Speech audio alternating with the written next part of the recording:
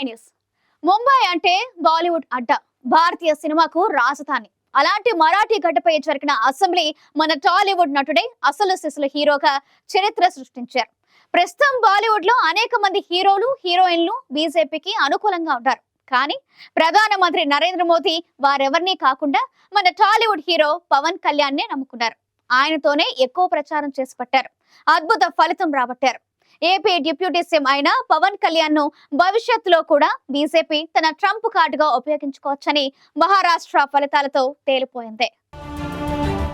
బాలీవుడ్ లో అనేక మంది నటీనటులు ఇప్పుడు బీజేపీలో చేరిపోయారు. చాలా మంది సినీ ప్రముఖులు ప్రధానమంత్రి నరేంద్ర మోదీకి సన్నిహితులు. మోదీ అడిగితే బీజేపీకి సహాయం చేయడానికి సిద్ధంగా ఉన్నారు. అక్షయ్ కుమార్, వివేక్ ఓబెరాయ్, కంగనా రనౌత్, సన్నీ డియోల్, హేమమాలిని, అనుపమ్ ఖేర్, పరేష్ రావల్ లాంటి వారెందరో అనేక మంది బాలీవుడ్ ప్రముఖులు అధికారికంగానే బీజేపీలో సభ్యులు. చాలా మంది బాలీవుడ్ ప్రముఖులు బీజేపీ మద్దతుదారులున్నారు. అమితాబ్ బచ్చన్ నుంచి మొదలుకొని బాలీవుడ్ అగ్ర హీరోలందరితో ప్రధానమంత్రి నరేంద్ర మోదీకి సన్నిహిత సంబంధాలున్నాయి.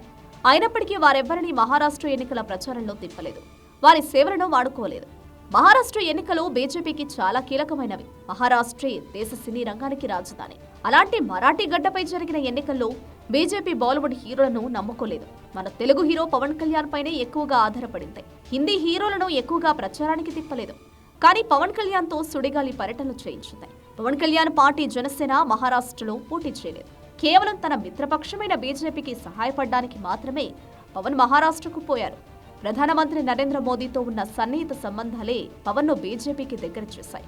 బీజేపీ పార్టీ కూడా పవన్ మీదనే ఎక్కువగా ఆధారపడింది. మహారాష్ట్రలోని సోలాపూర్, పుణే, లాతూర్, నాందేడ్ తదితర ప్రాంతాల్లో పవన్ విస్తృతంగా ప్రచారం చేశారు.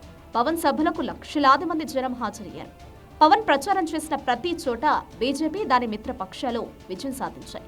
ఏపీలో జనసేన పార్టీ పోటీ చేసిన అన్ని స్థానాల్లో గెలుపొంది 100% స్ట్రైక్ రేట్ సాధించినట్లే మహారాష్ట్రలో కూడా పవన్ వెళ్లిన ప్రతి చోట బీజేపీ కూటమి అభ్యర్థులను గెలిపించి సక్సెస్ ను రిపీట్ చేశారు. దీంతో ఇప్పుడు మహారాష్ట్ర ఫలితాల విశ్లేషణలో పవన్ పేరు ప్రధానంగా వినిపిస్తోంది. నిజానికి తెలుగు హీరోలు అనేక మంది బాలీవుడ్ సినిమాలు నటించారు. కనీసం పాన్ ఇండియా సినిమాలైనా చేశారు. కానీ పవన్ కళ్యాణ్ మాత్రం ఒక్కటంటే ఒక్క బాలీవుడ్ సినిమాలో నటించలేదు.